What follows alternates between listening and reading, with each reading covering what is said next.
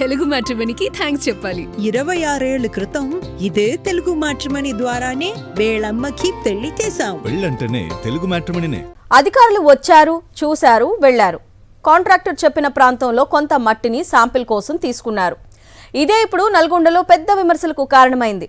నల్గొండ నగరం చుట్టూ నిర్మితమవుతోన్న బైపాస్లో నిబంధనలు పాటించకుండా కాంట్రాక్టర్ విచ్చలవిడిగా వ్యవహరిస్తున్నారంటూ సాక్షి టీవీ వరుస కథనాలు ప్రసారం చేయడంతో ఎన్హెచ్ఏఐ అధికారులు క్షేత్రస్థాయిలో విచారణకు వచ్చారు. కానీ అది కూడా తూతు మంత్రంగా సాగిందని సామాజిక కార్యకర్తలు ఆరోపిస్తున్నారు. నాసిరకంగా పనులు జరిగే ప్రాంతంలో కాకుండా ఎర్రనేల ఉన్న ప్రాంతంలో మట్టి శాంపిల్స్ తీసుకెళ్తే ప్రయోజనమేంటని ప్రశ్నిస్తున్నారు. ఇదే అంశానికి సంబంధించిన మరింత సమాచారాన్ని మా ప్రతినిధి పాసం అశోక్ రెడ్డి అందిస్తారు.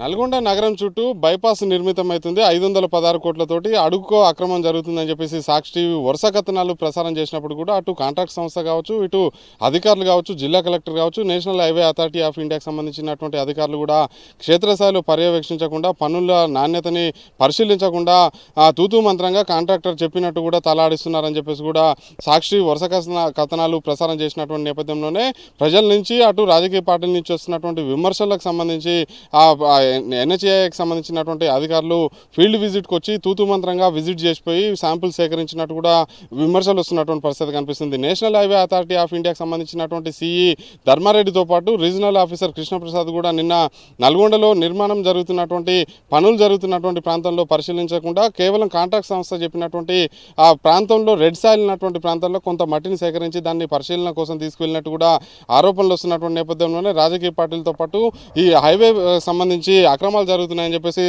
ముందు నుంచి కూడా సాక్షి టీవీతో పాటు ఫైట్ చేస్తున్నటువంటి ప్రజా సంఘాల నేతలు, యువజన సంఘాల నేతలు, అదే సమయంలో సామాజికవేత్తలు కూడా తీవ్ర స్థాయిలో ఆగ్రహం వ్యక్తం చేస్తున్నటువంటి పరిస్థితి.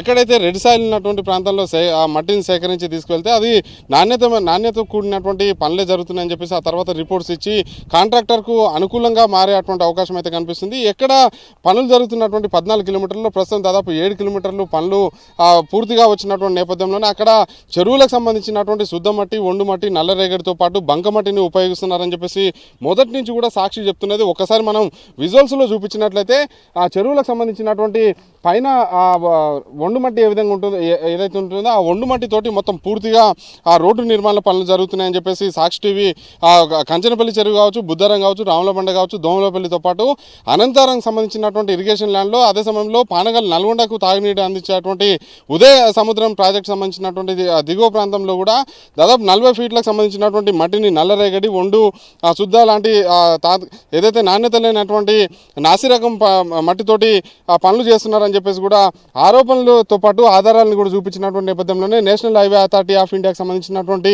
అధికారులు స్పందించినటువంటి పరిస్థితి ఒకసారి మనం చూసుకోవచ్చు. ఇక్కడ శాంపిల్స్ తీసుకువెళ్ళాలి. ఎక్కడైతే ఎన్హెచ్ఏఐకి సంబంధించినటువంటి టీం ఏదైతుందో ఈ మట్టిని శాంపిల్ సేకరించి ఈ మట్టి రోడ్డు నిర్మాణానికి అనువుగా ఉంటుందా, అనువుగా ఉండదా అనేది చెప్పేసి ఈ మట్టిని తీసుకువెళ్లాల్సి ఉంటే కాంట్రాక్టర్ సంబంధించినటువంటి ప్రతినిధి చూపించినటువంటి ఎర్ర మట్టిని మాత్రమే తీసుకువెళ్ళి పనుల పరిశీలన ఏదైతే నాణ్యంగా ఉన్నదా లేదా మట్టి అనేది పరిశీలిస్తామని చెప్పేసి కూడా వాళ్ళు చెప్పినటువంటి నేపథ్యంలోనే దాని మీద పూర్తిస్థాయిలో విమర్శలు అయితే వస్తున్నటువంటి పరిస్థితి. ఎందుకంటే ఒక నాసిరకంగా నాణ్యత లేనటువంటి మట్టిని వాడుతున్నటువంటి ప్రాంతంలో శాంపిల్ సేకరించాల్సినటువంటి అధికారులు కేవలం ఎర్రమట్టి ఉన్నటువంటి ప్రాంతంలో మాత్రం శాంపిల్ సేకరించి దాన్ని టెస్టుల కోసం తీసుకెళ్తే అది కాంట్రాక్ట్ సంస్థకు సంబంధించి అనుకూలంగా మారేటువంటి అవకాశం ఖచ్చితంగా కనిపిస్తున్నటువంటి నేపథ్యంలోనే ఇది కాదు కదా ఇన్స్పెక్షన్ చేసేదని చెప్పేసి కూడా సామాజికవేత్తలు, యువజన సంఘాలకు సంబంధించినటువంటి కార్యకర్తలు కూడా ప్రశ్నిస్తున్నటువంటి పరిస్థితి. మనం ఒకసారి చూసుకున్నట్లయితే ఈ రోడ్డు నిర్మాణంలో ఒకవైపు శుద్ధ మనం చూపించినాం, ఇప్పుడే నల్లరేగడి చూపించినాం, అదే సమయంలో పెద్ద పెద్ద ఏనగుండ్లతోటి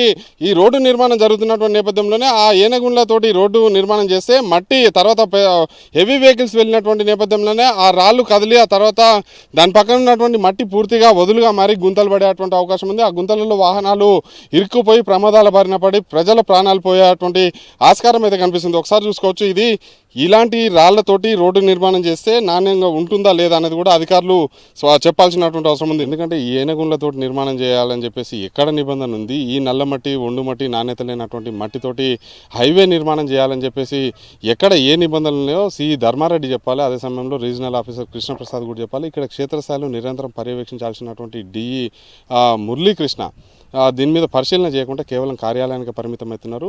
మొత్తం పూర్తి స్థాయిలో నిబంధనలకు అనుగుణంగా రోడ్డు నిర్మాణం జరుగుతుందని చెప్పేసి మురళీకృష్ణ ఎప్పటికప్పుడు ఉన్నతాధికారులకి లెటర్లు పంపిస్తున్నటువంటి పరిస్థితి. కింద రెడ్ సాయిల్ ఉన్నటువంటి ప్రాంతాల్లో శాంపిల్స్ సేకరించి నాణ్యతతో పనులు కూడుతున్నాయని చెప్పేసి జరుగుతున్నాయని చెప్పేసి ఒక నివేదిక ఇచ్చి ఎవరిని మభ్యపెడతామనుకుంటున్నారు, ప్రజల ప్రాణాలు తీద్దామనుకుంటున్నారు అనేది కూడా ధర్మారెడ్డితో పాటు కృష్ణప్రసాద్ సమాధానం చెప్పాలి. ఇక్కడ ఉన్నటువంటి మురళీకృష్ణ కూడా సమాధానం చెప్పాల్సినటువంటి అవసరం ఉంది. శ్రీనివాసరావు, పాషం అశోక్ రెడ్డి, సాక్షి టీవీ, నల్గొండ.